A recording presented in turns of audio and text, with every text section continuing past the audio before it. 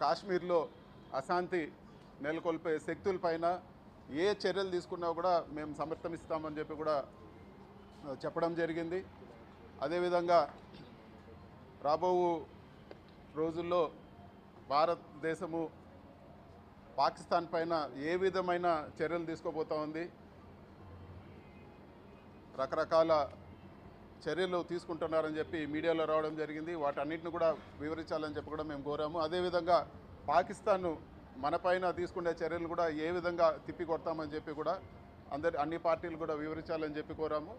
వీటన్నిటిని కూడా సరైన సమయంలో వీటన్నిటి కూడా జవాబు చెప్తామని చెప్పి కూడా హోమ్ మినిస్టర్ గారు చెప్పడం జరిగింది. అదేవిధంగా డిఫెన్స్ మినిస్టర్ గారు కూడా చెప్పడం జరిగింది. సో ఇలాంటి ఘటనలు జరగకూడదని చెప్పి మేము కోరుకుంటున్నాం. మరీ ముఖ్యంగా కాశ్మీర్లో ప్రశాంత వాతావరణం నెలకొన్న పరిస్థితుల్లో అక్కడ ప్రజలందరూ కూడా టూరిజం పైన డిపెండ్ అయ్యి వాళ్ళ అన్ని విధాలు కూడా ఈరోజు వాళ్ళ కుటుంబాలన్నీ కూడా ఒక మామూలు పరిస్థితికి వచ్చే పరిస్థితుల్లో అక్కడ డిస్టర్బెన్స్ క్రియేట్ చేయాలని చెప్పి అమాయక ప్రజల్ని దారుణంగా కాల్చి చంపడం జరిగింది. ఇలాంటి ఘటనలు మళ్ళీ కూడా ఎప్పుడు జరగకూడదు. ఇలాంటి ఘటనలు చేయాలని ఆలోచించే శక్తులు కూడా భయపడే విధంగా జవాబు ఉండాలని చెప్పి కూడా మేము కోరుకున్నాం.